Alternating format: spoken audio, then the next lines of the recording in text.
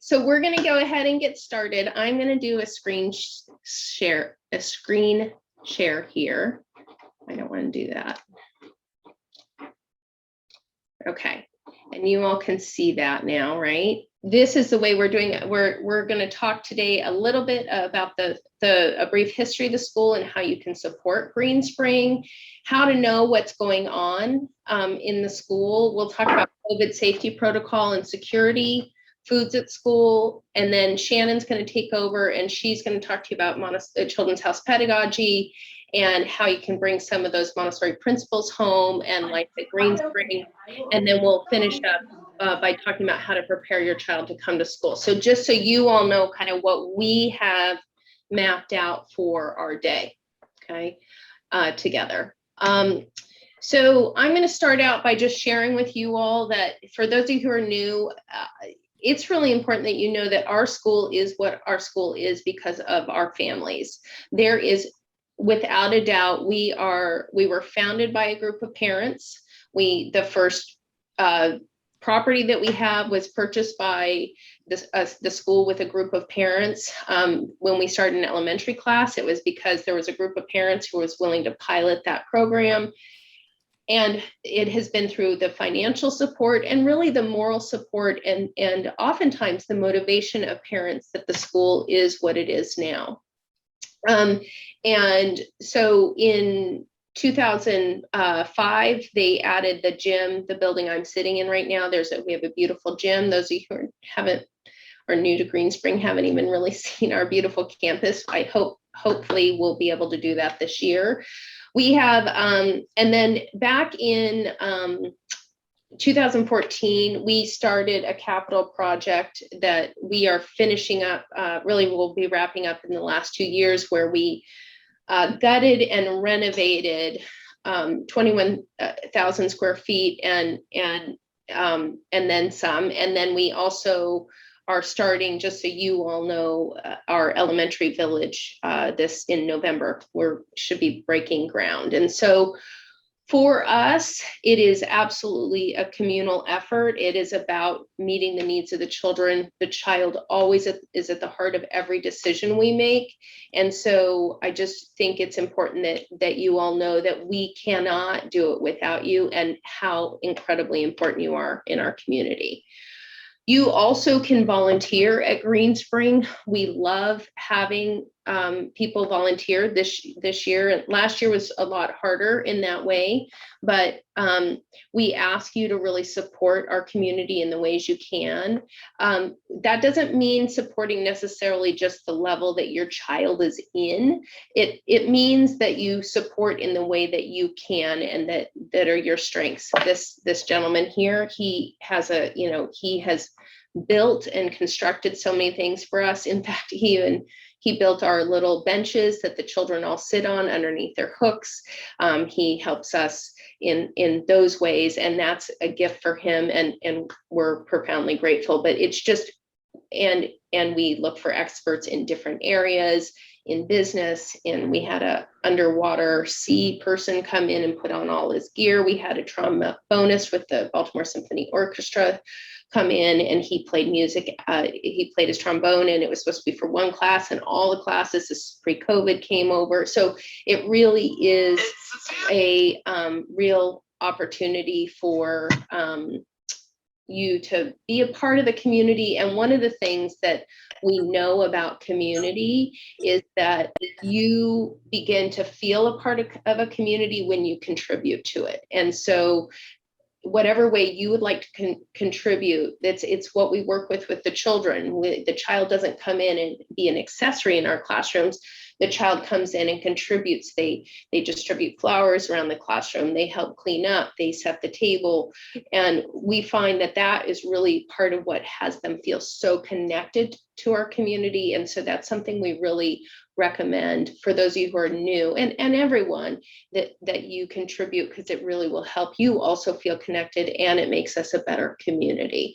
We have an annual fund. We call it the Greenspring Fund that we ask you to contribute to. We try to push it early in the year, and we're not a chase you kind of school. That's not how we operate.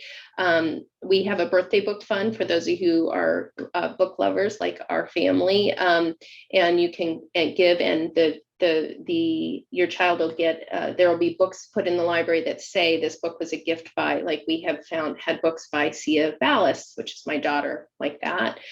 And then we may have an online auction, I don't know. And then of course, capital project support. Many of you will be going into our elementary program, and what we're putting together for those elementary students is really matches the quality of the education and what we do here. So, and also if you have questions that come up, I can't watch the chat and present, but Liz is watching the chat for us, so Liz will come in. So if you have questions, want to throw them in the chat, please do, and we will try to make sure that we get your questions answered. So how to know what's happening at Greenspring, please read the handbook. We work really hard to make sure that that's really up to date and has kind of the ins and outs of how we operate here. We really try to only have things in the handbook that are really how we operate. We also have family look-aheads that go out on Fridays, and then we have a big connection email that it's about once a month. I really recommend that you, I have a mom who tells me that she just gets a glass of wine and she sits down and reads that on Friday night. And I can't tell you how many times we have families say, oh, I didn't know about that. And, you know, we've had it out for a month in the look ahead. So that's really how to know what's happening and to be connected with the community. Classroom parent meetings, I don't know how often we'll have those this year, but when they have one, make it a priority. The guides work really hard on those. Look for Thursday packets. That's where we send anything home that has to go home paper-wise, so that those of you who are not cleaning out the backpack every night have one night that you can look for that. Parent guide conferences, those are really important. The guides work really hard to be ready to share with you. So those are important. Take your parent to school day.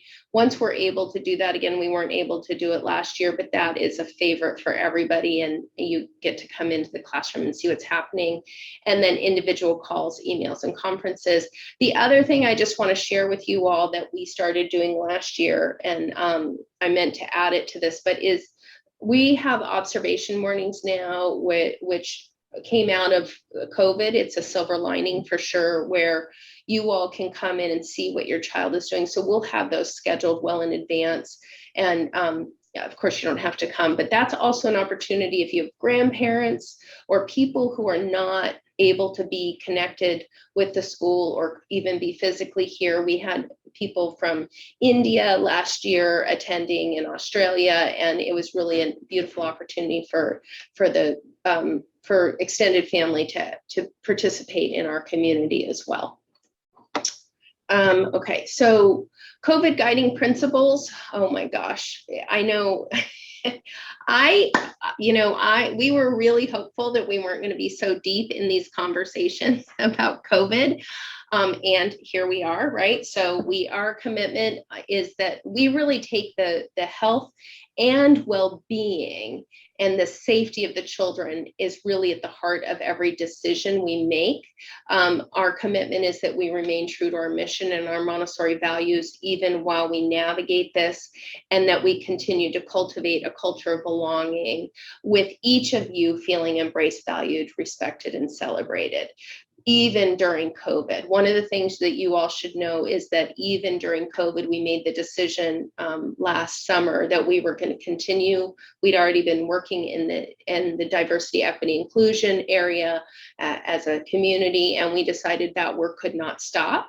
And we were making progress, and it had to keep going, and we are continuing that work this year. And you know, the work probably is never done, but we are definitely making strides, and we're really excited about the work we're doing there. So that you all have that information. Just so you know, kind of those of you who are new, we put into all the buildings that had children in them last year, the needlepoint bipolarization ionization system. Say that 10 times fast. It is a top of the line system that is known to kill 99.9% of the virus. And so that we have an environmental specialist who helps other organizations with their environmental needs. And she actually looked at it and has been recommending it to other organizations. So we put that in last summer. It was an expensive undertaking, but we really feel like it's paid off. We also open windows, which sounds really basic, but when, with the air conditioning and the heat, and that's one thing that we really have learned makes a difference. We're teaching thorough and regular hand washing, and we make sure that that's happening. As you probably saw the email, we will continue to have face coverings next year. As you can imagine, we've heard quite a bit from both sides about that. We have a pretty strong group of families who feels very uncomfortable with wearing the children continuing to wear face coverings. And then we have some folks who are concerned about using the shield. And I will share with you that we have an expert panel that we worked with very closely, and then our senior team has to make the ultimate decision. But we feel very, we feel like we've made the best decision we can, considering the developmental needs of the children. Those of you who have toddlers as well, the toddlers are not going to be wearing them, but the Children's Health students will be expected to wear face coverings. If we have a child who struggles with that, we work with them. And actually, Shannon had a child last year who needed a lot of support, and she just did a beautiful job of supporting that child and kind of building that, the comfort with that. Actually, we've since learned that the 97% of staff is actually, it's a higher number. I don't know, I haven't crunched the number yet, but is fully vaccinated. We have made the decision that anybody who is not vaccinated will be getting tested twice a week. And we have a doctor who is one of our parents who's dropping off some tests for us to work with. And that was one of his recommendations. And then we will segregate the pods as much as possible, and we won't be sharing any food.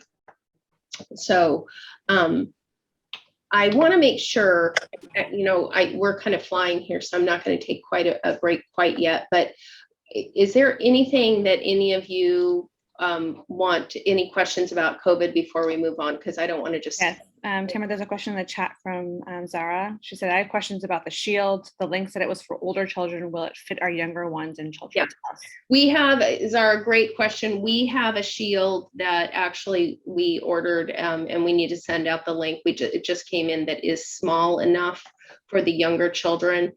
So our apologies. We did not, we missed that. And so just let me own that. So we will get you a link. We have found one. It's really important, though, that it's the ones that we're sending, because it has to curve underneath the chin. It cannot be one of the straight shields. That does not. And one of our physicians who runs an organization with thousands of people was the one that actually brought us those shields, because they can allow the guide particularly to be talking and giving lessons, and the children to see their mouths moving. So we will get you that link. Any other COVID questions before we move on? No COVID questions in the chat. Really? Oh, that's the best part of my day right there. Sorry, there's one more. It says, I also saw the email. Ask as many questions as you want, but I just want you to know, we have talked about COVID. We're so excited to be talking about other things besides COVID. Yes, yep. There's one more. It says, I saw in the email, it said to bring 3 masks per day. Can we send in extras at the beginning of the week? Mm-hmm. Absolutely. The key here, and I want to really underscore this, is that we are going to really ask that you be vigilant about having the masks be fresh, because one of the things that is happening is people are reusing masks. And I will tell you, as a mom, I've been guilty of that as well. They can't find the fresh one, and they go in with one they wore the day before, or that was, and they just, some people have run some studies on what's on those masks, and we just want to make sure that they are fresh all the time for our people. And so we are talking, we didn't do this last year, but if a child prefers a mask rather than a shield, we'll be having them change their mask. If they're with us all day, they'll be changing their mask they'll be wearing 3 masks during the day. So we really, and for you all should know, at the Children's House age, you may have to have more per day, because some of the children actually suck on them. And when they get wet, they are supposed to be ineffective. And so we have to, if it gets wet, we have to change them and all of that as well. So a few more questions. Will these regulations be in place for the full semester, or is there a potential to adjust if conditions change? Oh my gosh, we are so excited to adjust. I need you all to hear that. We literally, when the children can get vaccinated, we are right now, our plan is, and this may change, okay, but right now our plan is, and I was just talking to one of our doctor experts about this 2 days ago, is that we will allow people to decide whether to be masked or not. Once the children, and we've given people time to make the decision of whether or not they're going to vaccinate their children, and we will not be requiring that children get vaccinated unless it's mandated by the state. I am not going to go to, we don't know what the long-term impacts are on that. I am not going to be the person who requires that. And our team feels the same way. I would not be able to sleep. So just so you all know, we will not, right now, our plan is give people about 6 weeks to get fully vaccinated for the children. And then we would like to be able to transition to not be requiring masks. That's where we are. And I think everybody should know that, because I know this is probably the most, what's the word? This is such a contentious issue. It's so divided. It's the most divisive issue, even more than last year when we were deciding whether to open or not. You know, we decided to open, and we knew people could choose that. It's really hard to think. We lost a family yesterday that is just not comfortable with their child wearing a mask, and you know, it's really hard. So anyway. Other questions are we recommending the cloth mask under the shield mask? No, we are not recommending that, because what we're trying to do is have the children be able to actually see faces. So one of the things that you all should know is that we are seeing, now this is anecdotal, this is not research-based, but it is based on the observation of my guides. And I have to tell you that I trust what my guides are telling me about what they're seeing deeply. These are people, our guides are seasoned. They've worked with children for a lot of years, and they are seeing significant speech issues. They're seeing also emotional disconnect with the children. And also emotional, they are seeing children not be able to emotionally develop in the same way. I have no idea what the long-term impact of that is, and we are looking to mitigate that risk as much as we possibly can, while also having the children still be safe. So we are not requiring the mask underneath the shield. You know, they can choose one or the other, and whatever they're comfortable with. And then and they can change it throughout the day. You know, the truth is the shield may get heavy, right? And one of our guides was wearing, now Mr. Phil loves the shield. He's going to be wearing it all the time, right? And I don't know if y'all have met Mr. Phil, but he's the Green Street. He's been here almost 40 years. He's, you know, but then, you know, Danusha was wearing it. She said it does get heavy. So they're going to put it on for the lessons. And when they're in those, especially particular language lessons, telling true stories and like that. And then another question is, will the children need to wear a mask when they nap? No. Right, Shannon? That's a great question. No, they do not. And they don't wear it outside, right? In the outdoor environment or during recess.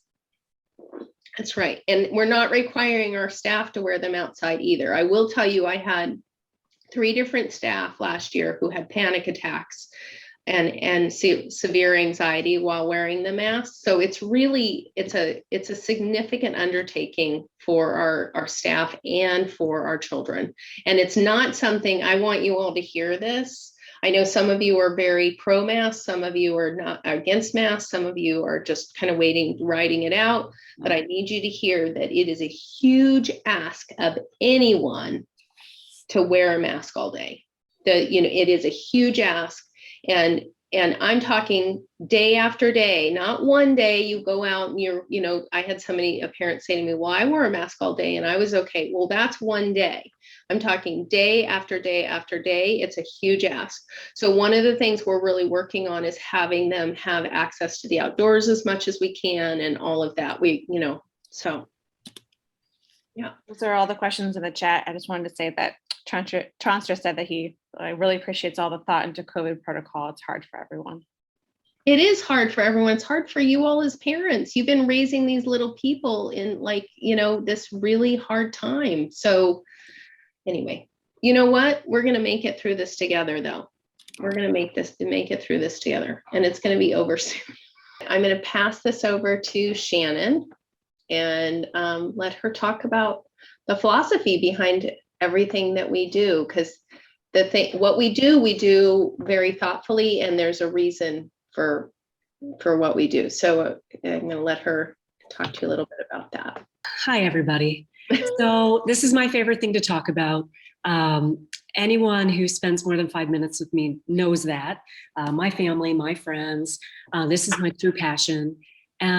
We thought we would start off with just a quote from Montessori. She was quite a visionary, and the style of education that she designed is still effective more than 100 years later. And I just think that is amazing. And it's all based on her observations of what is interesting to children. Mm-hmm. So this quote, it talks about they really can tackle their environment in a deliberate way, in a conscious way. So we know that. So everything we bring into the environment is purposeful for them for that reason. Mm-hmm. Mm-hmm. Okay. So there are some differences. If your child is a rising toddler, right, coming into Children's House this year, you already know to expect some differences. We are a different model. Our class sizes are larger. Typically they're 25. This year we have scaled back a little bit so that we will be at 20. So we can keep those numbers safe and manageable while we're really learning to navigate COVID. Our spaces are much larger than our toddler classrooms. There is much more interesting work available because there are more shelves. They're ready for new challenges. That mixed age group, 3 to 6, is always represented very nicely, which gives them chances for more socialization. And instead of a 2-hour work cycle that they have in toddler, we do have a 3-hour work cycle. And that larger class size, it really does give the children more opportunities to be independent. So they're not just relying on the teacher.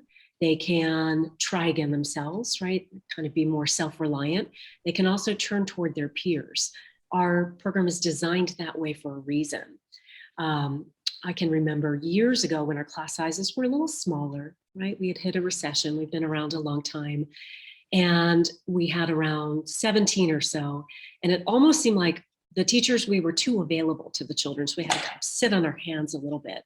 Because if we're too available, they're not going to step forward and kind of spread their wings. So it's something we really care a lot about. And it is always at the forefront of our mind, is even when if they ask us a question, to reflect it back to them, because they are so capable that often they're able to answer questions on their own and problem solve just with a little support, a little smile or nod from the guide. Okay. I'm ready for the next slide.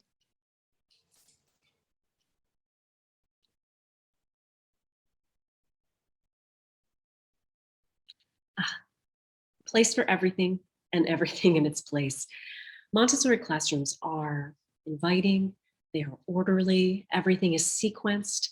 So if you went up to that shelf, you'd be able to see that the initial work, we start up in that left corner, that's where you begin, right? Whether it's in math or practical life or sensorial, everything is designed for maximum appeal and effectiveness. It's really quite masterful.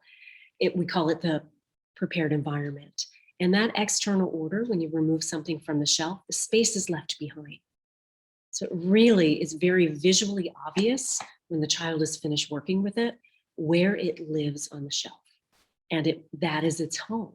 So if it gets moved to a different place by mistake, Another child will come along and restore it to order.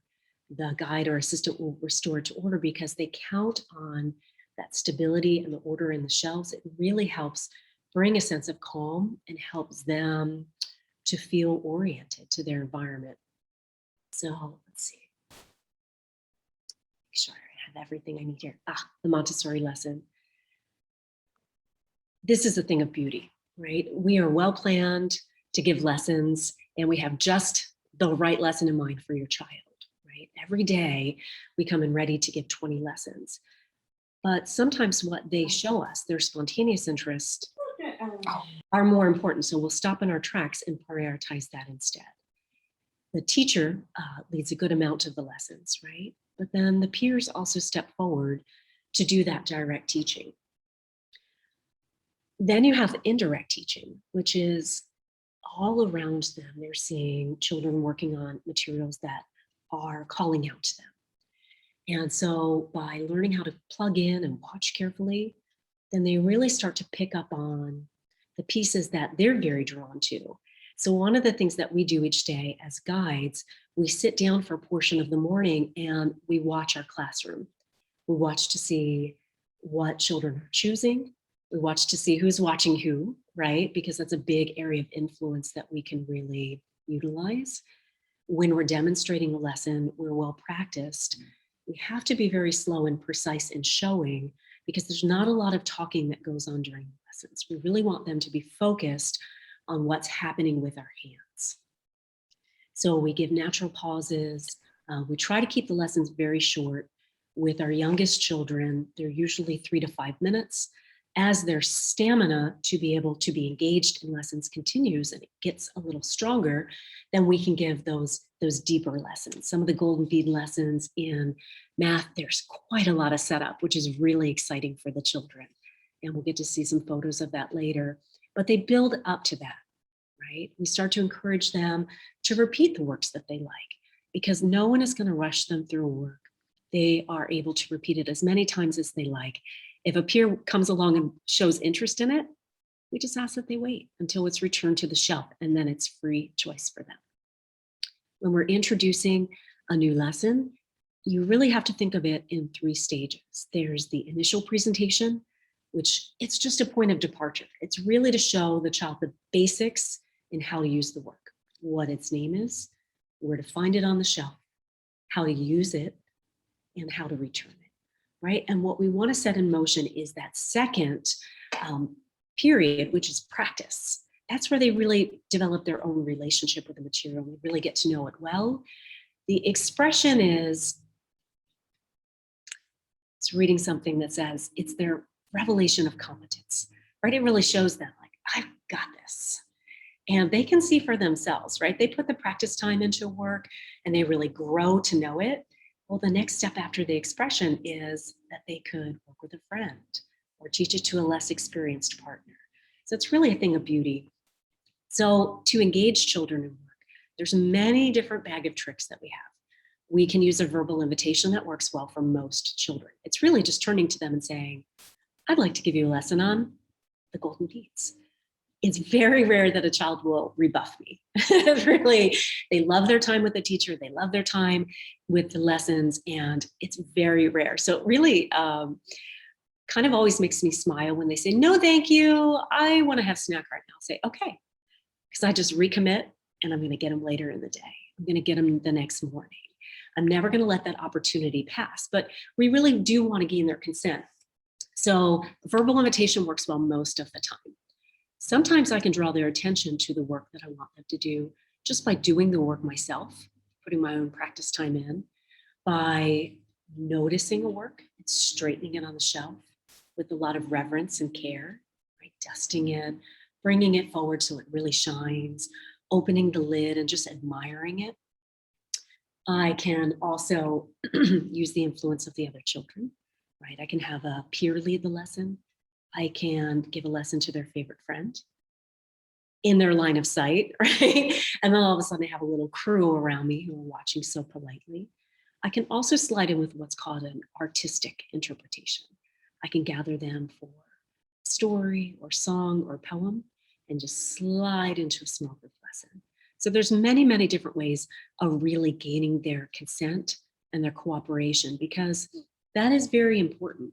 If I give a lesson to a child who's really not that interested in being there, we're not going to see that high repetition and engagement that we really hope to set in motion. So we give a lot of thought to the lessons that are just right for this child at this time. If we give a lesson to a child that is too easy, we're going to see some boredom and maybe a little bit of apathy. They're not going to be engaged in the work. They're not going to return to it. They're not going to repeat it. If the work is also too challenging, then they're going to reach that level of frustration. So it does take a skilled guide and a lot of observation to really be watching for that readiness and interest. Orienting to the environment. So each year we do get brand new children coming into the environment. And even if, say, someone has moved from another Montessori school, right? They're going to see pretty quickly that the classrooms are very, very similar, and that brings them great comfort. But every year we bring in new children. And so this is something we're very comfortable and familiar doing. It's our responsibility as the guide to link that child to purposeful work, to work that's going to be engaging, but also meet his development.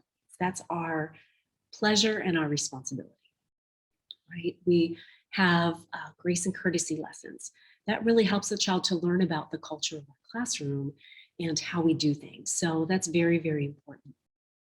Our small group activities I was talking about, like gathering a group of children with a song or poem. The listen and do games are really about orienting, like it's actually about orienting. Stand next to a door. Stand next to the bathroom door. Stand next to the door by the outdoor environment. And then we start to bring in lessons that they already know the names for. Can you point to the pink tower? Can you bring the smallest red rod?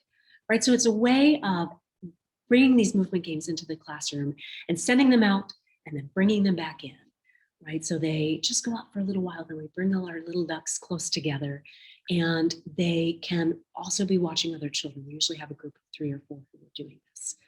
One of the grace and courtesy lessons is about how to observe politely. In some classes, they ask that the children will stand with their hands behind, right? For some children, it's more comfortable to just clasp their hands and watch. It's very hard not to want to reach in, but it's really about building that impulse control. And if they do stay from start to finish, they're going to get so many of those details that they're watching. Grace and courtesy begins from the moment they walk in. I'm going to go back to this one because it's also in our next slide.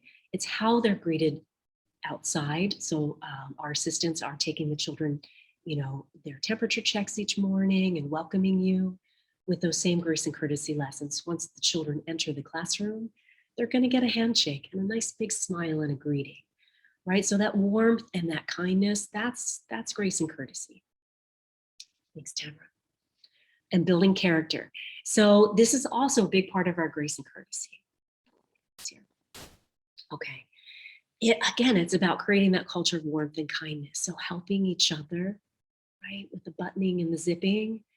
And this little one is happy to do it in the photo because she's already mastered that skill. This guy in the middle is mending the fence for outdoor environment, right? It's wood, so sometimes little splinters come along. Now, did someone ask him to do that? Probably not. What we see as the children go into their second and their third year is they really develop this, their conscience is developing, and they develop this sense of duty and love, like great love for their classroom. And as they notice these little things, they take care of them.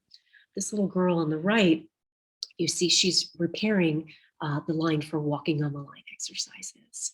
And it is a lot of fun to pull up the old one. You can see it's still a little bit visible there on the floor.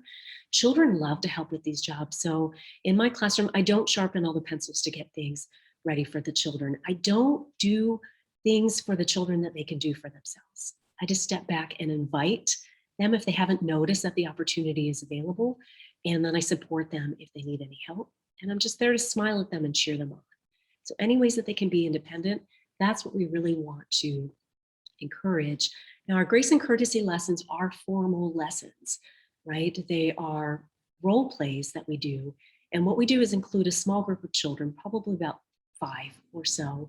And it's a mixture of children who would benefit from the lesson and also those children who've already mastered it, which are our elders in the class, our solid citizens. They're great role models for us. Okay. Building habits of work. This is our practical life. And a few slides from now, you're going to have an opportunity to really consider where you can find opportunities like this to highlight at home. Preliminary movements are just pieces that we want to highlight that will help them be prepared for more difficult work. It could be things like carrying a pitcher of water, right? Just filling a pitcher and carrying it from one place to another and setting it down without sloshing, without it jumping out of the top and creating a spill to clean up. That takes work, right? And it makes them feel really proud if they can do that piece. Then they're ready to incorporate that movement into another sequence like cloth washing or hand washing or table scrubbing. That's a necessary movement that they're going to need. Learning to turn the pages of a book. A lot of children this age, they're still developing their hand strength, right? That's a natural progression for them. So they tend to scrunch the pages in the middle, right? With a little care, with a little practice, they can learn to hold the page at the top and just flip it very gently. And if they learn to take great care of books and show reverence to them, they'll last forever, right? And we do have a great collection of classroom books in each class, and we want them to be enjoyed for many, many years. So those are some of the preliminary movements. Then you have your walking on the line and silence game. Silence game is lovely because it involves the whole class. We usually start by early fall, right? And they learn how to be quiet just for a moment. And then we release, right? With a little song or poem. And then as that stamina gets a little bit stronger and they can really hold that, make their silence. That's really powerful for them to learn. When they do it as a whole class, they're holding in those giggles because it's really like a manner of suspense, all being quiet just for a moment. The teacher starts whispering the names of the children to gather them in another part of the class. Waiting. Right. They're choosing to make that silence. And when they realize that they can do that and that there's a peaceful place inside of them that they can always access, it does a lot for the culture of the classroom because they realize like, oh, I am a little bit loud when I'm working and I'm having a lot of fun over here, but my friend is trying to work, right? And they just learn to self-monitor that little way, but it does it in a really fun way to practice. Care of self and environment are just the ways that we learn to dress and toilet independently, right? Those are pieces that are sometimes new skills for this age group. And like I said, like the table scrubbing and all those pieces that they do to help take care of the environment, it's their pleasure to pitch in. They love to make a contribution, right? And they're going to love to do that at home as well. Biology and practical life shows up as flower arranging, right? And often we can gather those flowers from our very own outdoor environments. Watering the garden, watering inside plants, polishing leaves, and deadheading. It really is a very peaceful habit for them to get their hands in the earth and to grow something from seed. So we want every child to have that experience. And art is also where they build these habits of work, right? And they get to show their creativity. Healthy habits. The piece that I really want to highlight here is that often for snack, there are many, many choices provided for the children. And what I want you to keep in mind is that a child's stomach is the size of your adult fist. And so sometimes when you offer lots and lots of choices, it's too many for them. So just keep it simple. I really always love, and the other guides do, I know as well, when the children help to prepare their own snack, when they're part of helping to prepare their lunch. And so they know what's in there. They know what to expect. And you're having these conversations. It also helps to to build that independence. We don't encourage juice boxes. We would prefer that you leave those at home and just send in, we have water they can refill here at school. When they're having a snack or lunch, we have glass plates and napkins so that they can take things out of the container, put it into a bowl or on a plate and have a beautiful beautiful snack and a beautiful lunch. We have all the things that they need to clean up. We have crumbers and spray and towels for them to wipe the tables. They help with the laundering of the napkins and folding them again. There's dustpans for cleaning up. They've got everything that they need to be successful. Now, my class in particular is nut-free. We're sesame-free and egg-free. Your guide, I'm sure, has already been in touch to let you know if there are some limitations on things that you can bring. And they're also happy to offer resources and other tips and things that have worked for them. So in our class, we have a lot of children who love peanut butter. It's just not a possibility for them to bring it in. So we really encourage them to try nut butter, the sunflower seed butter.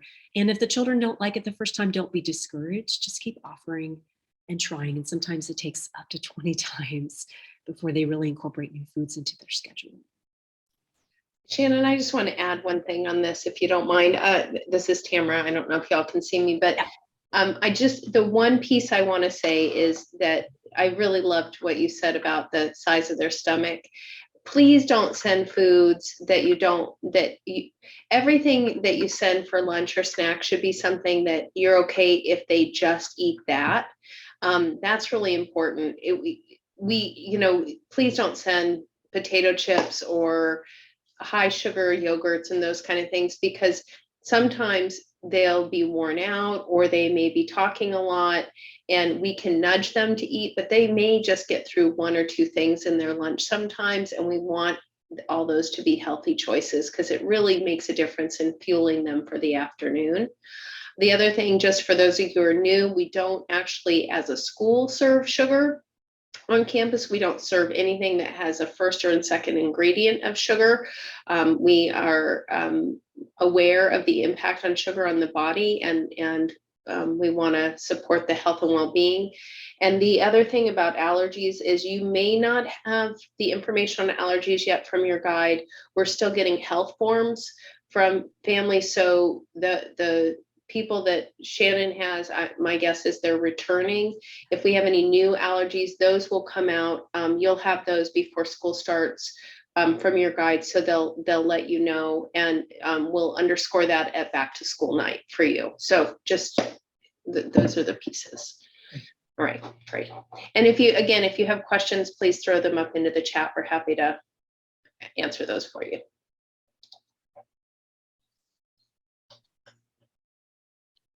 So these are pieces that are practical life.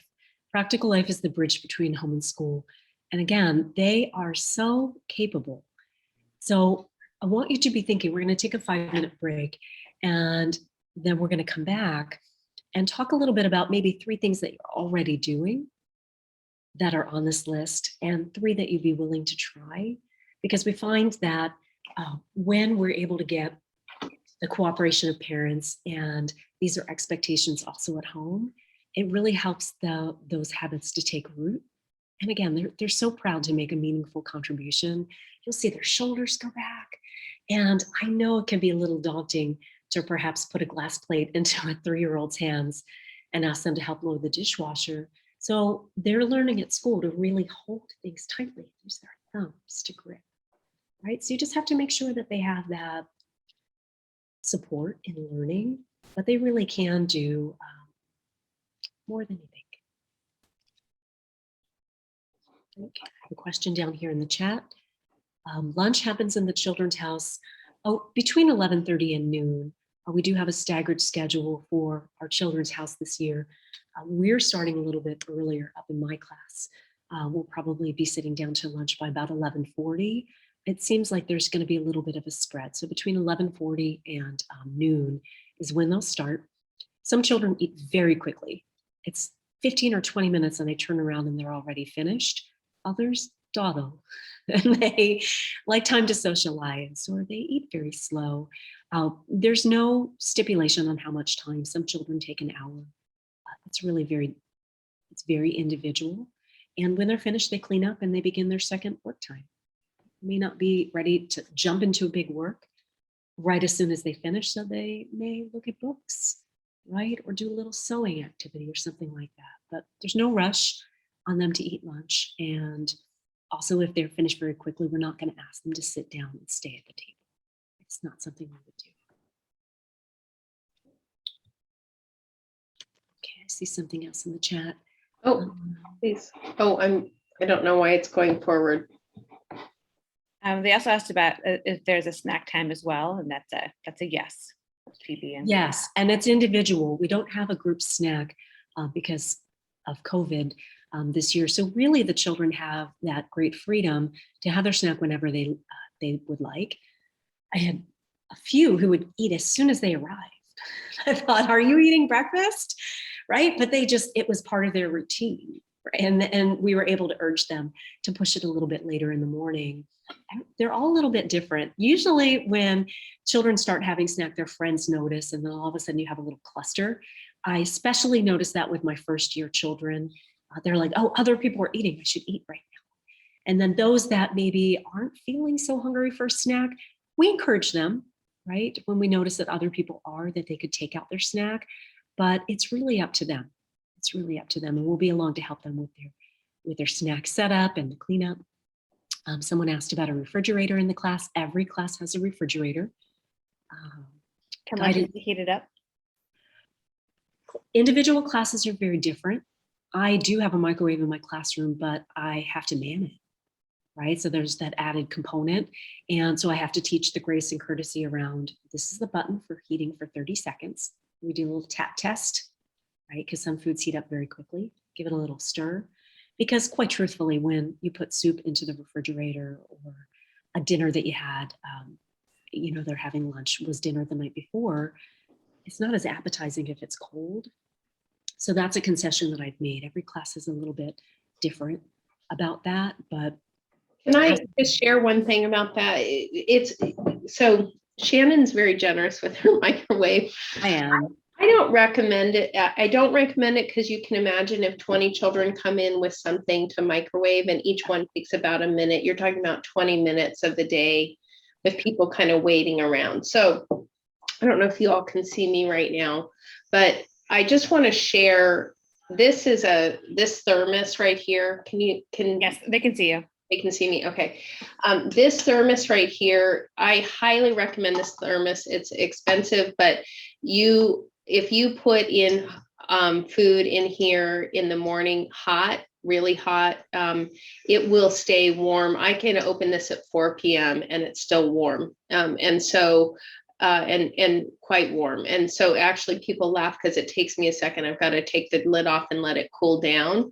So I would really recommend getting a thermos and not having the child. First of all, some of the classrooms don't use the microwave. And second of all, it kind of delays and makes the process more complicated. So that's. Share the brand, Tamara. It's a thermos brand, but I always call it, at home, this label fell off because we do put these in the dishwasher. It's a thermos brand, but I always when I'm looking at it, when I'm buying it, I kind of think of it as an hourglass shape because it kind of has a waist.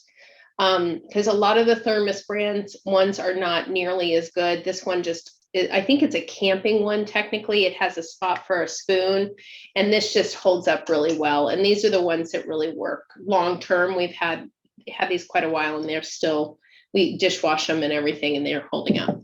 Great. So. Another question, Shannon or Tamara, should we separate the snack from the intended lunch? That works best. And then are they going to socially distance during snack and lunch, or can they eat together? Go ahead.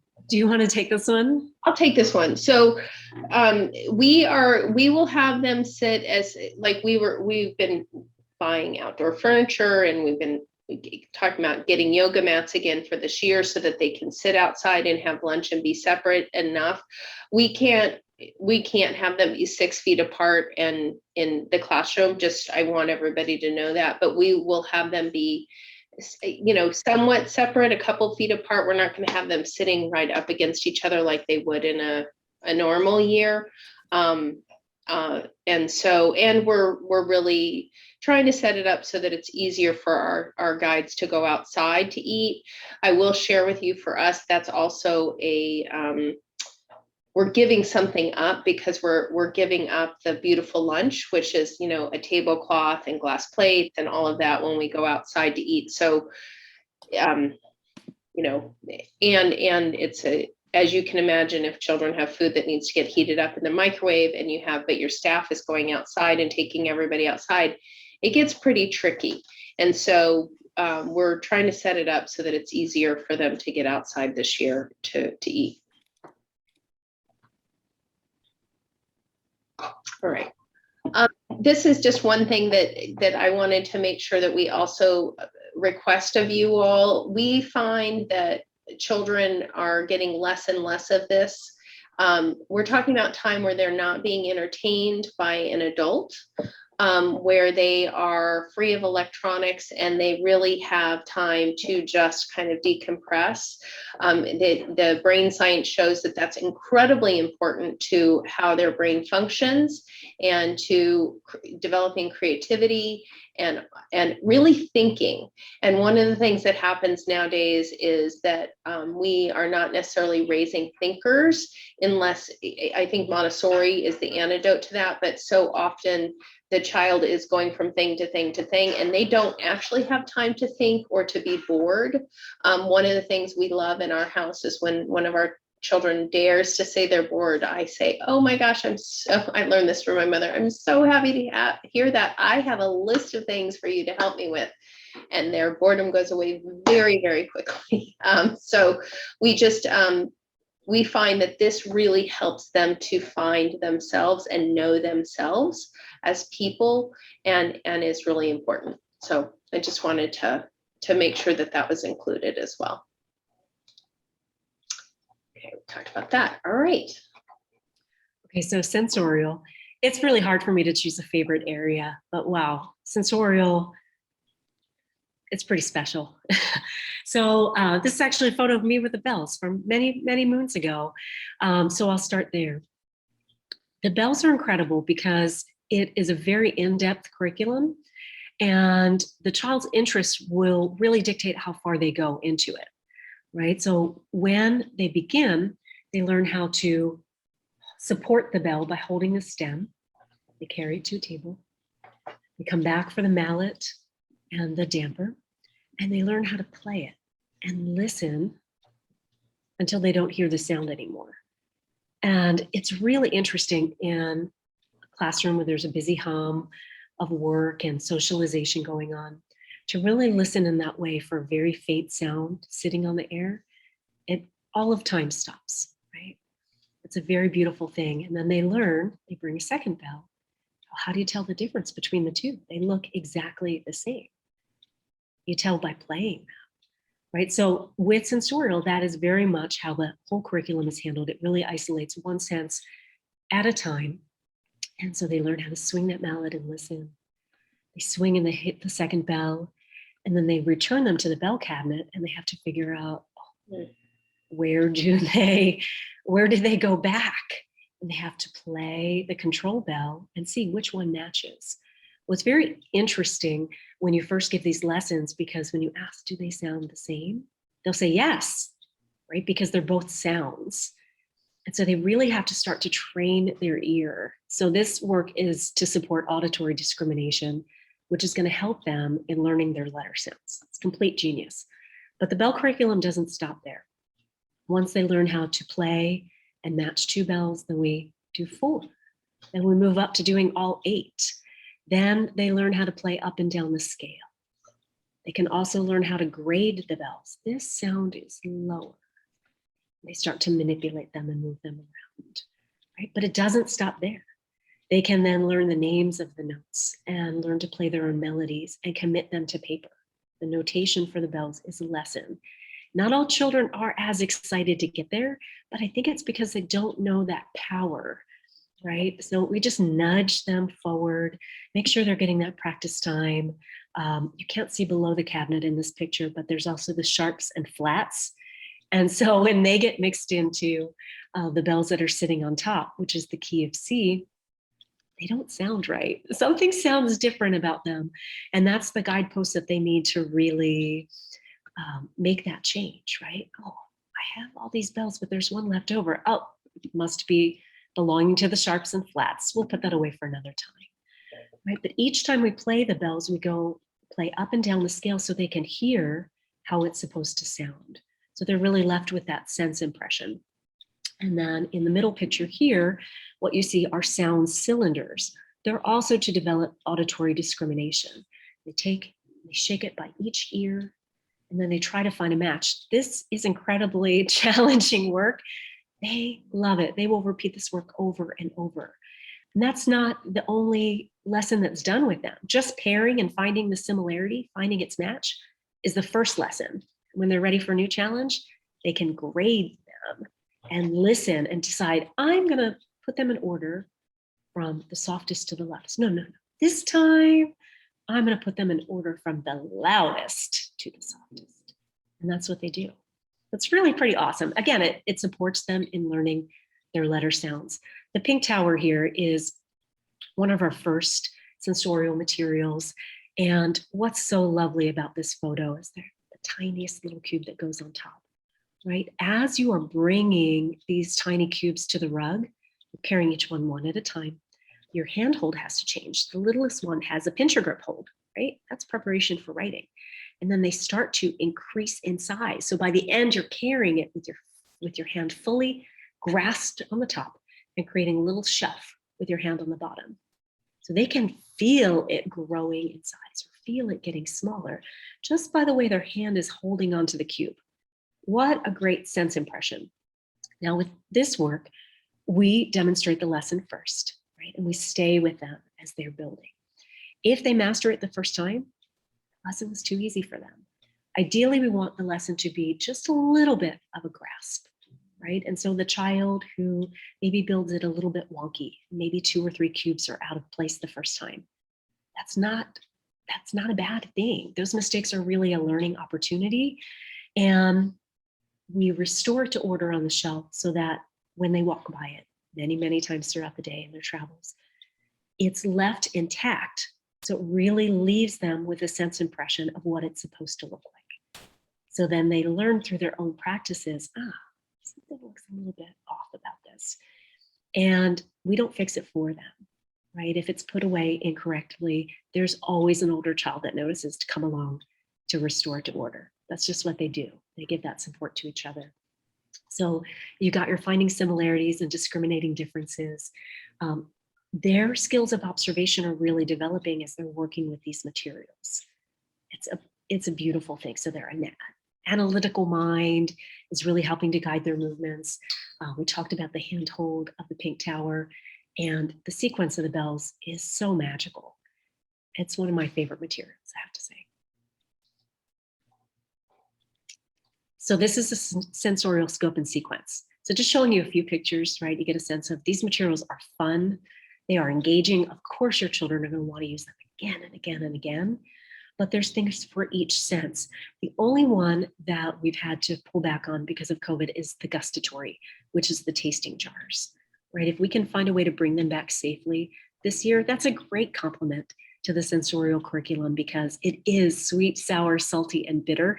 And the salty just makes your lips, I don't like that taste at all, but they have a good laugh about it. And again, these materials are really fun and engaging. And when they're out there, the other children are noticing. So we talked about the auditory. We have an olfactory smelling jars that you can match up. And typically we use essential oils. So lavender, lemon, grapefruit, cinnamon, these kind of scents that are very distinct from one another. Sometimes I'll pop a little decaf coffee in there because that scent is so much a part of the adult life, right, around them. And they already have this connection to my teacher, this connection to my mom. We like to change the scents to make them seasonal for the holidays. Memory games and extensions are an important part of this curriculum because if the child has mastered the work very quickly, right, it's a way to invite them to return, to extend their learning. And the memory games really are that. Some of the materials are set in one portion of the room and they're built across the room. So they have to remember, looking for the yellow tablet. I'm looking for the tablet that is the darkest shade of yellow. They have to kind of talk themselves through it, right? And so when they do it with the cylinder blocks, which are great. They are a set of blocks with 10 individual pieces. Each one has its own perfect fit, right? So that's a mechanical control of air. You can put a cylinder into another space and it'll fit, but there'll be room around it. So you can visually see it's not the right match. But when they're playing these memory games, often they will have in mind, I know just which one that is. And they go with great purpose and conviction over to the rug to get it and bring it back. And it's not the right one. And they get determined. Their conviction gets stronger and they go back with gusto to do it. So it gives them that nice bit of movement. And that is a part of many of our activities. We find that if movement is built in, it really does connect to the intellect, but it also gives them a chance to dissipate kind of that nervous energy. It gives them a chance to focus, calm, and stay orderly, builds that little bit of movement in. And then we give a lot of 3-period lessons to attach language to their experience. Well, which one is bigger, biggest, darker, darkest? So there's, even with my 5 and 6-year-olds, they have a great love for sensorial, and some of them have already mastered these pieces. So it makes them perfect teachers for this work. Okay, perfect. Mistakes is a learning opportunity. These are the cylinder blocks I was just talking about, right? And I can see on the picture on the right that this little guy, right, he's doing it with a blindfold. That is one of the extensions. So you really have to feel with your fingers to see, like, am I getting the right one? Does it feel flush? Tap the top. And this little guy's using a full hand grip on that, right? And so I'm noticing that. I wouldn't say a word to him, but in subsequent practices, I would look to see, is he utilizing that pincher grasp on top? Because it's one of the ways that we practice strengthening the hands before we ever put a pencil into his hand, right? And so this is easy for him. We grab the outside, but we really want to train those fingers by providing opportunities to strengthen that. This little girl on the left was in my class a few years ago, and this work is most often done with a partner. They grab a friend and they just have a little flurry of activity and they have a ball. It's 40 pieces to put back inside, and 2 of the blocks are very, very similar. So sometimes the pieces will get stuck and there's a little hole in the bottom. You can poke it out from the top. So that's good problem solving for them. But this is a challenge she took on with gusto. She is 3 years old. Oh, there's another piece I want to talk about, mistakes as a learning opportunity. Sorry about that. I get so focused on what I'm doing.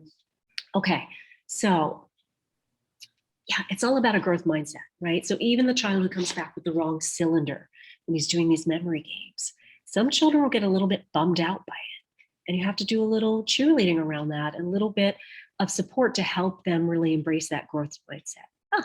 Take another trip. Let's try again. Because that's what we do, because mistakes really point to where you need to slow down and take another look. And that's okay to do. But our discipline model at Montessori, we don't correct mistakes. So in a couple of upcoming slides, you'll see with Movable Alphabet, they're building stories with invented spelling. That's a natural part of their learning. And we're not going to come along and correct that. It really just shows us where more practice is necessary. So we can make a mental note of that and make sure to circle back to provide more practice for them.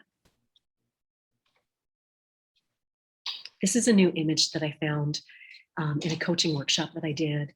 And it's a beautiful thing because I talk a lot with my families about the tripod. We talk about social and emotional growth. We talk about academic growth. But at the root of it all is executive function skills. And on the next slide, you're going to see what that means a little bit more. So when you're talking about social fluency with 3 to 6-year-olds, they are learning to respond to social cues. They're really watching the adults in the environment and the people around them to see how they respond to things. Right? If they need to adjust, they're starting to have more self-awareness about their own emotions. They're learning how to recover from disappointment. Those are big things for little people. Their working memory is really strengthened. So when we give them a lesson, like holding that information inside, that's why we want to get their hands on the material for their own independent practice sessions as soon as possible, because that's where they really develop that relationship and their understanding really starts to to grow. I can demonstrate a lesson for them, but the learning really is, it's a self-construction. It really happens from within. So that inhibitory control, this is a busy classroom. All of our classes from toddler up to adolescent have a nice hum. That's an important thing because the children are choosing independent work. So right away, we start to learn about the learning style of our children. Do they like to work on a low table? Can they manage a chair? Do they have the torso strength to sit upright for a period of time? Right? Every choice that they make, it really does show us something about their learning personality. And some have a difficult time screening out distractions. So we have to help them choose a table where it is a little quieter part of the classroom, to situate their chair in a way so they're not looking directly across at a friend, right? Because they can't regulate having a conversation with a friend while they're also working, not at age 3. It's something that really gets stronger with more practice. Being alert, orienting to their classroom. Again, these pieces are very important to the Montessori philosophy, and we keep kind of circling back because it really is a spiral curriculum.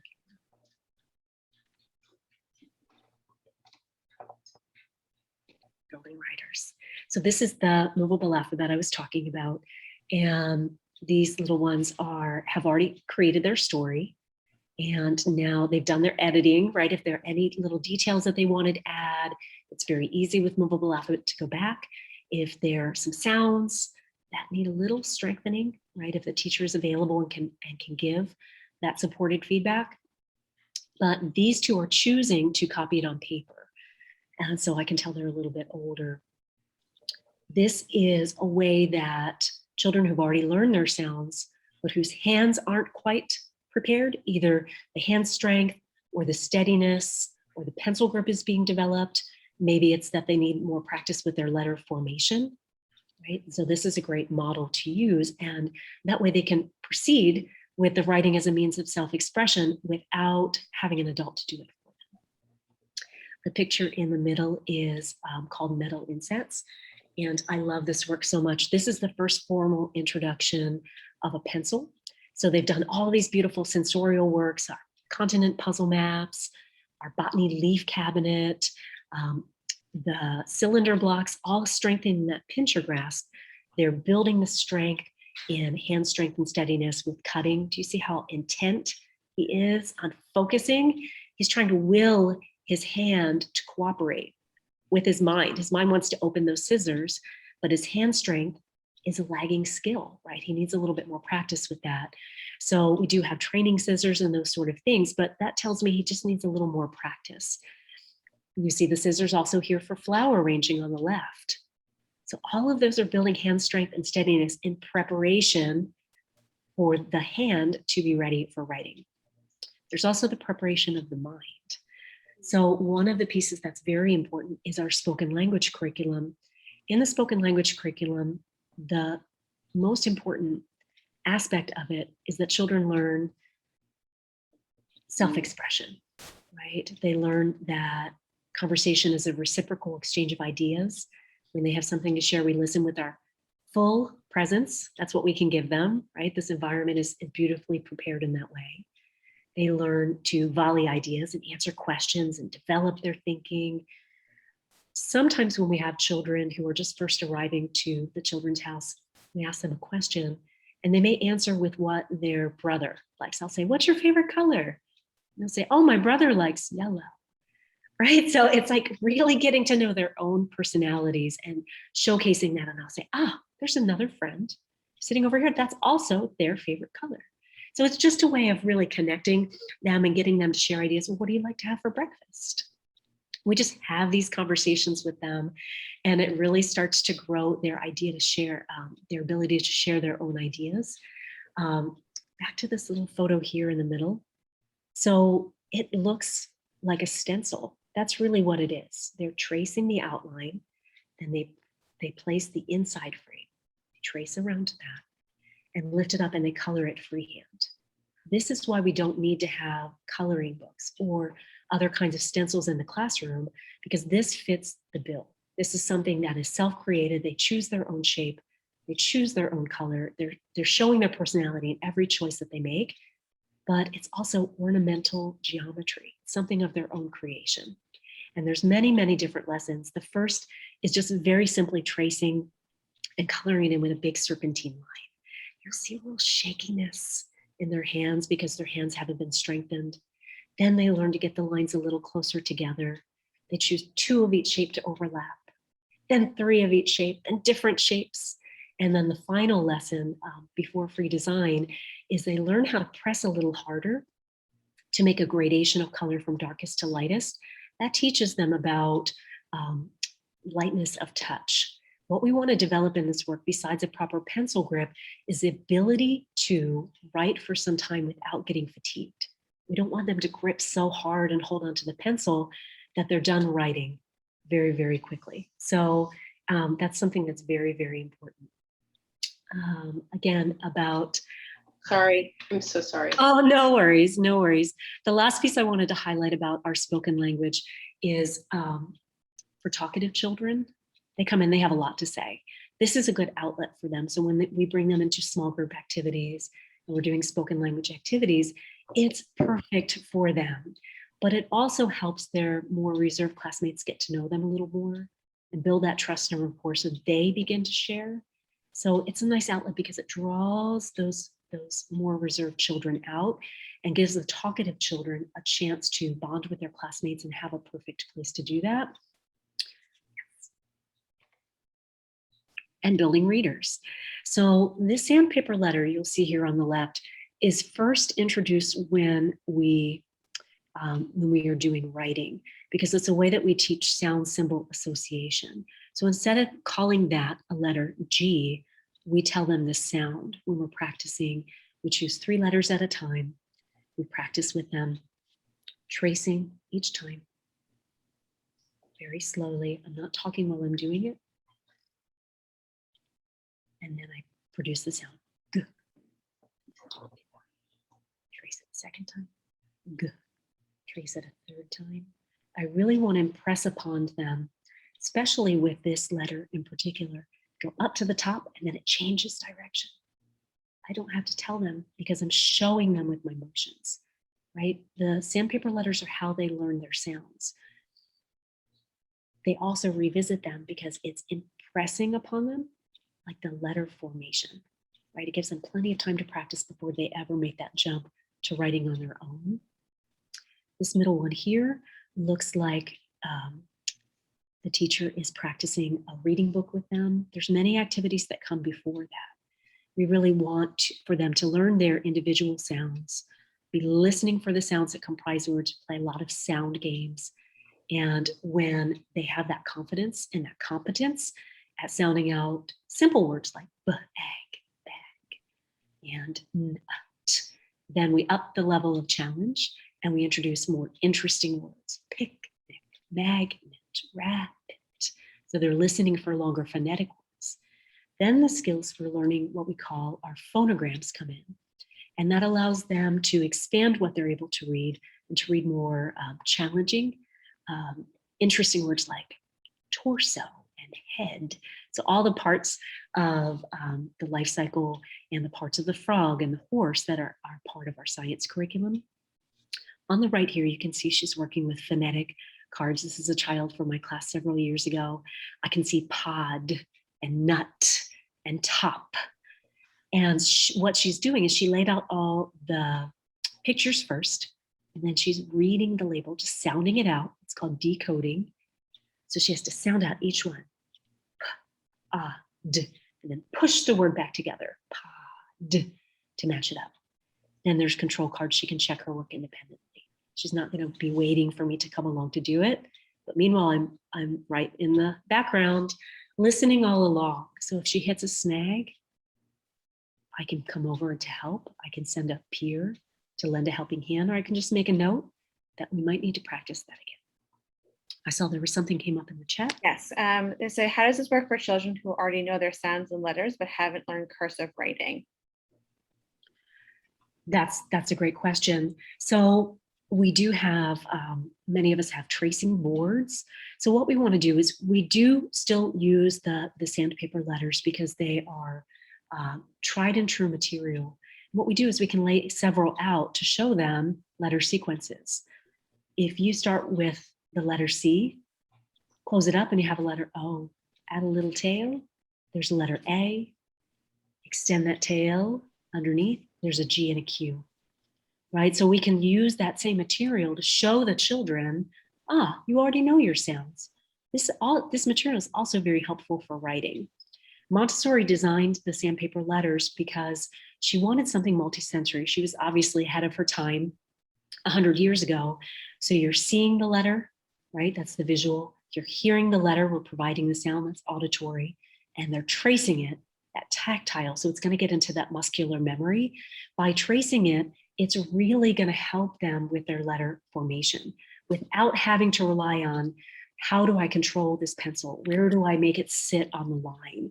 So we still do use those materials for older children, but then we also bring in a variety of things to support them in learning. Dry erase boards, what we call boogie boards, because we really want them to be focused, especially chalkboards, that's our primary use. We really want them to have that focus on the process of writing and not the product. We don't want them to get jammed up about making mistakes, because that, again, is a natural part of learning. And then we also have a question about why we teach cursive. And I also just linked a lovely blog post that we wrote about this so that the parents can read in depth. But if you want to just touch on a little bit why we teach cursive. Yes. Oh man, I can talk to you for an hour about this particular subject. And if you've ever looked at when children start to draw, you know exactly what I mean. It's just an expression, right? It's a whirlwind of color, or it's just one color and it's a lot of circular designs. It's very natural for them. We had someone come in to do a cursive workshop several years ago. And the big takeaway for me in explaining it to you is this. If you were to write the word pretty in print, you would have to reorient your pencil for every single letter. Okay, P starts here, it goes down, back up again. Okay, where's R start? Because these are the conversations they're having in their mind. They are emerging writers, right? The T, you have to stop and cross again, stop and cross, and then you make it to Y. It's something like 13 times you have to reorient your pencil to write that one short word. When you do it in cursive, you always start on the left at the bottom, up. You really only have to orient your pencil 3 times. That is incredible amount of difference for a child who's just learning. So it's a very natural way that they learn with these rounded shapes. And it makes learning the letter sounds, look, I've done it. I've done print, I've done Danielian, and I've done cursive. And I have many second years they've just turned 5 years old, who are able to write in cursive full words, phrases, sentences. When we think of it with our adult mind, it seems more challenging than it is for the children that we teach.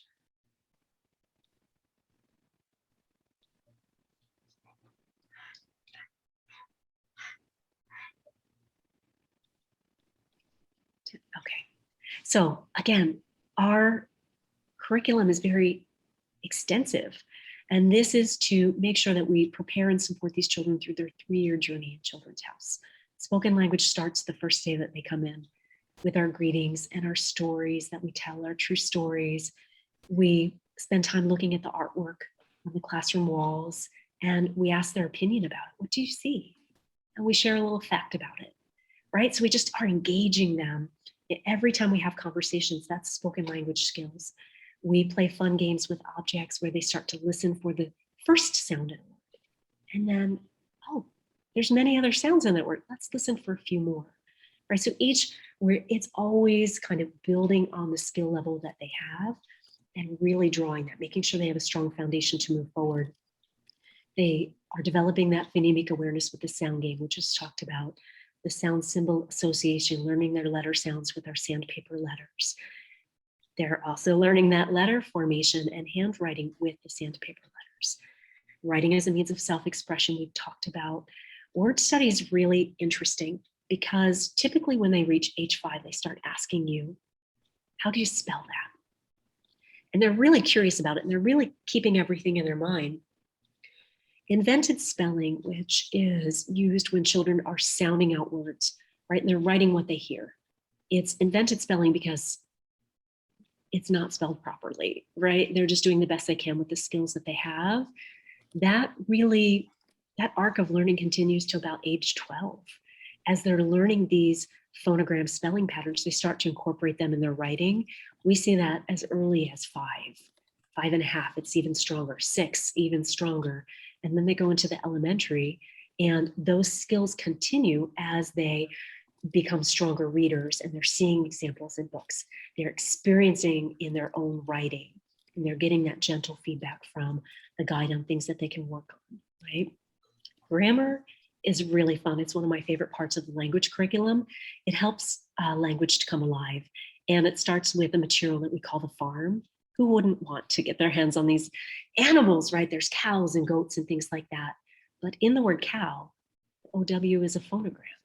The OA and goat is a phonogram. So once they learn, it's about 13 or 14 of them. Once they learn these basic phonograms, their reading can jump to a new level, and they can really experience reading more difficult and more scientific words. So, but they love to grab a friend and play with grammar. Usually if there's laughter in a classroom over a lesson, it's usually grammar. And you'll look over and you'll see a group of 4 children and they're practicing verbs. So it gives them permission to act things out, things like burp and hiccup and soar and twirl. And all of a sudden you see the little children around them really watching. And I'll notice and they say, what was your word? Howl? Oh, and they're doing it quietly enough, but there's a joy around it. And that's what really stands out to the other children. So of course they can't wait for their opportunity to practice. And sometimes you'll find a 3 or 4-year-old over there, and it's the older friend who's reading it to them, and they connect it out. Developing habits of reason. These are wonderful math materials. So let's see. Do you see how close she is on the left? Right? Children are fascinated by numbers. You know this already, right? And the big milestones that happen, a lot of your children are probably already counting right to 10, right? It's just something that happens in childhood. They hear it. That oral counting always precedes the ability to recognize the numbers. We know that. Our job is to help them develop a more solid number sense, to really understand what those quantities mean. So these are some of the more advanced materials, but they start with numbers 1 to 10, really strengthening that recognition. And from there, it goes on to 2 different paths that run parallel. They either start towards linear counting, developing that teen recognition, right? Once they get the teens under their belt, then they start the numbers 20, 30, 40, 50, 60, 70, 80, 90, up to 100. Counting to 100 is a huge milestone for this age group. And again, that oral counting is always going to precede their ability to recognize the numbers or even to be able to write them. So what you see happening here on the left and in the middle, this is called the 6 long chain. This is counting up to 216. And they're counting each individual bead, as you can see very clearly. Sometimes they have to hold the beads between their finger and their pointer to steady it because they're tiny. And it draws their interest. So look at her concentration. She's in a classroom of at least 19 or 20 other children. She does not see or hear them. She is just so in her zone, right? That's what we hope to be able to see. And then when this work is done, it's lots of opportunities for other children to walk carefully around the rug. But what a sense of accomplishment. That bead cabinet will present them with opportunities to count from 1 to 1,000. Not every child is going to get all the way to 1,000 by the time they finish their Children's House year. I have 2 that are a little disappointed right now. And I say, oh, that will be waiting for you in elementary. We have many materials like that that do overlap because they want to have that sense of closure and that sense of accomplishment. And then here on the right, you see the bird's eye view of the decimal system. The way that we teach the decimal system, again, we talked about a parallel track. So once they start learning linear counting with the teens and tens recognition to 100, they're also beginning lessons for the decimal system in a very concrete way, tiny little unit, right? They learn the terminology, unit, 10, 100, 1,000. Well, really the decimal system just repeats. So if they know numbers 1 to 9, just shows them that those patterns repeat Again, 10 to 90, 100 to 900, 1000 to 9000. And we introduce the quantities first. So they're just experiencing the beads themselves.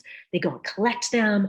They love to carry 9,999. That quantity stacked up on a tray is so heavy and so fulfilling. And then we bring in the number recognition by introducing the decimal cards. So this is one of the beginning works that we do with the decimal system, where they have now associated the quantity with the number card. And it's a bird's eye view of the decimal system. You can see in the back with her sitting there that there's 9,000 cubes stacked up. Well, these are great opportunities for even the 3 and 4-year-olds to come along to help clean up. That is a very big cleanup, and it is their pleasure to help. So let's see. So what we do with the math curriculum is we really are exposing them to materials to allow mathematical thinking to develop. Okay, and you'll see that as we start talking about exploration and memorization of tables. It's basically learning their math facts. We start with addition. Because they're in a part of development where everything that's in their environment, they're really absorbing, I don't have to sit children down and teach them the commutative property of addition and say, oh, 5 plus 7 is the same as 7 plus 5. I don't have to teach that as a lesson, because in the materials that they're experiencing, they have that revelation for themselves, and they start to connect with some of the mathematical principles, right? And then we come along to support them in learning the terminology that they need. Oh, we call those numbers addends, and the answer is a sum. And there's no accuracy really involved, right? So if they're making mistakes as they're learning with the decimal system, we notice it, we give those opportunities to practice, but that precise reasoning, that accountability, that checking your work with math doesn't happen until they start learning their math facts, which is typically around 5.5 years old. Here it is, our math scope and sequence. So a big part of the decimal system is learning that 10 units is the same as a 10 when they're exchanging. 10 tens is the same as 100, and it's equivalency, right? It's right there in their hand. We practice lots of little games for them. We'll put a whole stack of beads on the tray and say, how many do you think is here? And they come up with their numbers, 5,899. I'll say, let's see. And we just nuts and bolts, units. We exchange the units until we have less than 10. Then we move on to the tens. Then we count the tens till we have less than 10. We move on to the hundreds. So what we're left after all that exchanging, lots of back and forth to the bank, is this beautiful big number that they have experienced with lots of opportunities for exchanging. We talked about exploration and memorization of tables. Passage to abstraction, we launch out of the family of simple numbers over 1,000, and they realize numbers keep going. We introduce 10,000s and 100,000s and 1,000,000. And then the last most exciting piece that follows them to elementary is learning that there are numbers smaller than a unit. Smaller than a unit, and that blows their circuits. They just love it. Fueling curiosity. Gosh, we do this in every part of the curriculum anyway, but there's science, and you can see the puzzle maps, geography, there's cultural and physical geography to study. This little guy with his level is really, look at the intent look on his face on the bottom. He's just seeing, is that straight as it needs to be? What is she doing over here? Oh, parts of a flower. We also do parts of a tree, parts of a leaf. And so what's really exciting, we'll study the leaf cabinet, all the different names of the leaf shapes, then we go out and collect them. Once they've mastered that, we can start to look at the different types of veination and the margins of the leaf. Is it ridged or is it smooth? So it really, the sky is the limit in fueling curiosity. What's he doing? It looks like he is working with an atlas and tracing a puzzle map of his own. So there is the expectation when they're working with the puzzle maps. We are there doing 3-period lessons to help them learn the names of the countries, the names of the continents. It becomes second nature to them. They really do love practicing. And it's really quite fun to say names like Venezuela, Colombia, and to find them again and to learn about the animals and the people that live there. And what do they eat for breakfast? And what do they do for work? right? Because what our curriculum emphasizes is really the similarities between cultures instead of the different. The differences are interesting. That's how we present them. But even when we introduce geography for the first time, we show them a little globe, a sandpaper globe, and we say, if you were an astronaut, took a rocket to outer space and looked down, this is what you're seeing. You're seeing land and water. Then the next lesson introduces the name for the water is oceans. The name for the land is continents, right? So it gives them a framework for what they're learning. The first map that they experience is the world map. And then we zoom in to do North America because that's the continent that we live in. And then we begin with the USA, and that can go for miles. There's so much good learning that can happen with USA because it is where we live and it's where our families live and our cousins and our friends. We're gonna skip this piece because we're up against a time piece. Are there any questions for Shannon before we kind of move on to these other pieces for you all? Shannon, I have so enjoyed listening. It's so refreshing for me. So that was really, we're going to do it like this every year. Okay, so I want to give you all, we only have a few minutes left and I want to honor your time, but I just want you all to know there are many opportunities for you all to build your Montessori muscle. And we have observation mornings. I talked about those a little bit with the virtual. We have coffee and conversations coming up. And I will give you the dates on those in a second. We have elementary shadow days, which I'm not sure how we're going to handle that this year, but when your child is 5 or 5 or 6 and ready to go to elementary, we do that. And we also have had in the past an opportunity for our parents to go into the elementary classroom and learn more about what's happening at that level. We talked about taking your child to school. We have a really strong lending library for parents in our library. We also have a lot that goes on our Facebook page and articles. And then there's also a great Aid to Life website, which I highly recommend with videos and articles as well. We have 3 Montessori events coming up specifically. We have the Montessori Parent, which is really about motivation and discipline and how do you bring those Montessori components to your home.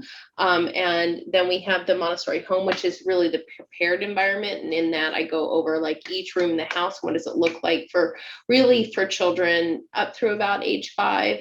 And then the Montessori Child is about supporting your child's emotional resiliency and their self-compassion and really them knowing who they are. And these are the dates for those. We also offer our families for incoming a hand-in-hand 6-week starter class. I really, if you haven't, this is our gift to your family. My husband and I took this 5 years ago, and I had 2 Montessori credentials, and I will say it completely changed the way we approached our parenting. It really connects us into empathy and getting into the child's world, and there are a number of tools, and I would really recommend that we still use those tools, and I really recommend this. It's very in alignment with Montessori education. If you haven't already signed up, take advantage of that. And just so you know, usually it's a $400 cost. We're not going to go through the whole daily schedule. I can do it quickly. Okay, great. Yeah. Yeah, great. So in the morning, and we touched on this a little bit before, the assistant will be out there to greet your child and take the temperature check and ask the questions, right? And welcome you each day. And then they're walked into the classroom, and then the transition to the classroom begins.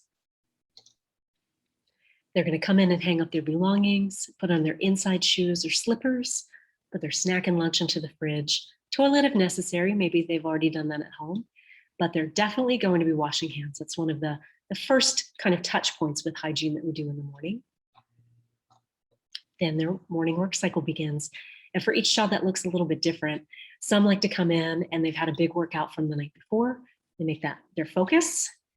Some like to have a snack first, like I talked about. It really is very individual. In my classroom, there's kind of a strong flavor where they like to unload the dishwasher and fold the napkins so that snack can begin. It's kind of like, if this is done, then these things are ready for you. They socialize a little bit before easing in. during the day, we talked a little bit about individual snack and how that's handled. Our group gathering is very short, 15 minutes or less, because it really is just a transition point. We want to be able to have our time with them to do some stories and some songs, because that's how we really build our classroom culture, our community, that real strength. 30-minute recess.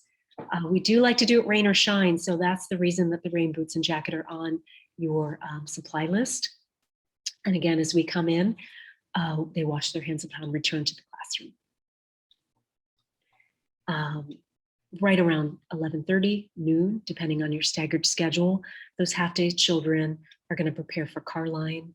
The full-day children are going to begin to get ready for lunch, right? And that involves getting their plate, getting set up, all those pieces. And like Tamara was saying, we are trying to have outside lunch as much as possible. So we'll move everything outside, get everybody to have those bathroom opportunities before they go, so we can really focus our time on outside. And then it's that smooth, easy transition to afternoon work time. If you have a child who does nap, we'll do that in the classroom. We just turn down the lights, pull down the blinds, make a quiet space for them. It's nice for them to have an eye mask though, right? To just have that little bit of darkness, a little lovey for them to cuddle, a nice pillow and a blanket to make it as just relaxing as possible. Sometimes the guides will play soft music, just as a nice little background noise. And the older children have that time in the afternoon for work. That's also when we'll be doing our writers workshop for the kindergarten children and our literature circle with the kindergarten children. They have that once a week. And yeah, we have before school care every classroom this year. So that's a big change for us. It's going to start at 7:30. It will really provide that additional cushion. So my staggered schedule, my arrival is 8 o'clock, and some of my peers, they have it a little bit later, but the siblings, we've worked out a system so everybody's covered, right? Our assistants will be here by 7:15 to cover discovery. It starts at 7:30, makes it smooth and easy for you. And pickup is by 4:30. So just briefly, and first of all, I know that some of you have to drop off, and we totally understand it's time, and you can see we're trying to give you so much. And so we appreciate you hanging in there with us. And we will send this link out. So if you need to drop off, thank you so much for being here. We're so excited about you all starting. And for those of you who can stay, we're happy to, we'll finish up with you all before too long. I think probably we need about 15 more minutes. So if you're preparing your child for school, we ask you to share your excitement with them. Also know that separation anxiety is very real. We never want to downplay the child's emotions. You know, the truth is that if they're feeling upset, that's a very legitimate concern. For those of you who have a child who may be really struggling, oftentimes I recommend getting to the parking lot early and kind of sitting there and letting them have some time to have their emotions and have you there to support them so that they can work through that. And we do support you in getting them into the classroom. And I would recommend that you really share with them that your trust in the school and that all is going to be well. And if you're nervous, make sure you're giving that to an empathy buddy or venting that out somewhere else so that they're not having that experience, because our children oftentimes are feeling what we're feeling. And so that's a piece of, we want to really acknowledge that. Have your child participate in getting things ready for school. That includes like they can go shopping with you, or at least shop online with you for the things that they need. Have them help put the backpack together so that to Shannon's point, that they know what's in there and they're participating in that, and they really can start making their own lunch. We find around the age of 4 they're able to do that if they with some support. And practice wearing face covering. If they haven't been wearing one, you're going to want to support them in practicing that at home as well. And then talk to your child about the structure of the day and what the day looks like. We find that really helps them to feel comfortable. as well.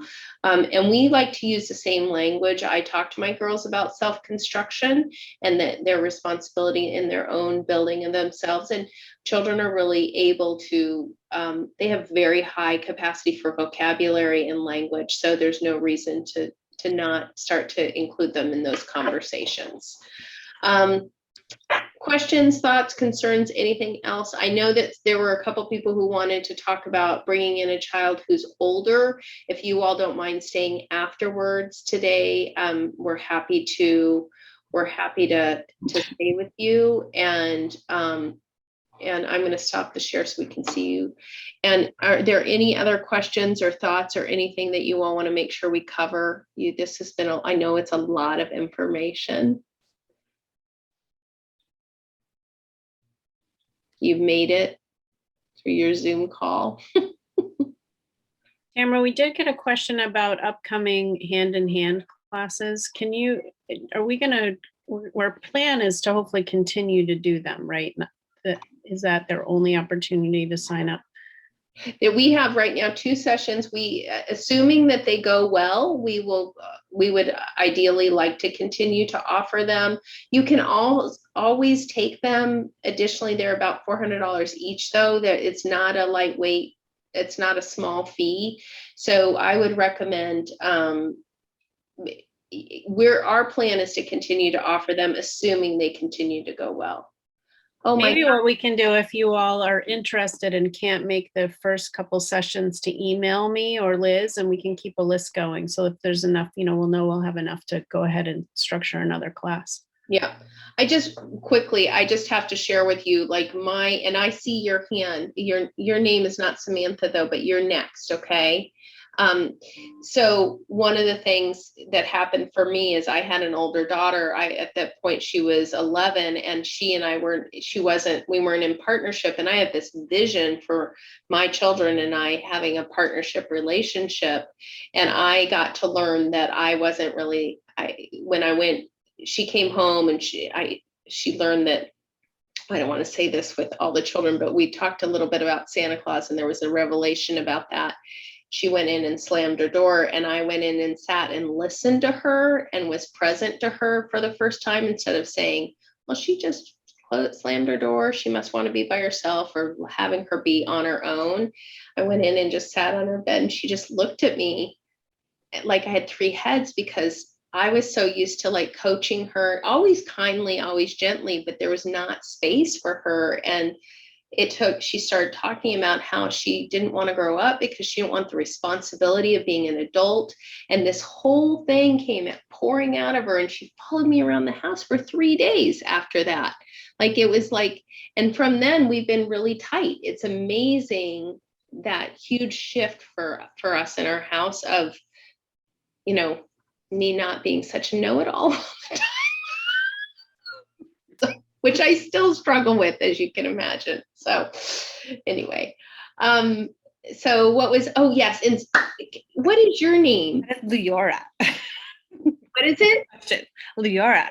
Hi, Leora. Did you have a question or a comment? What color is the potty? Oh, what color is the toilet? It's white. It's white, and it kind of it looks a little bit like a flower, actually. It has kind of this beautiful shape to it, so that you can hold on to it if you want to. And it's just your height. You won't even need a stool. Can I ask about the flash? Just your size. Mm-hmm. Just your size. And the seats are your height. Everything's your height. Thank you. Been wondering that for 2 hours. Yeah. Thank you for holding your question. All right. What else? Any other questions, thoughts? We have 2 from before to address, Tamara. Yep, we're going to have them wait. Anybody who's got an older child coming in, if you want to sit with Shannon and I, we're happy to speak to that. Yeah. Okay. All right. Thank you. You all have been so generous with your time and your attention. It has been a pleasure getting to know you all a little bit today. Bye. We're so excited. You're coming to school in a couple of weeks.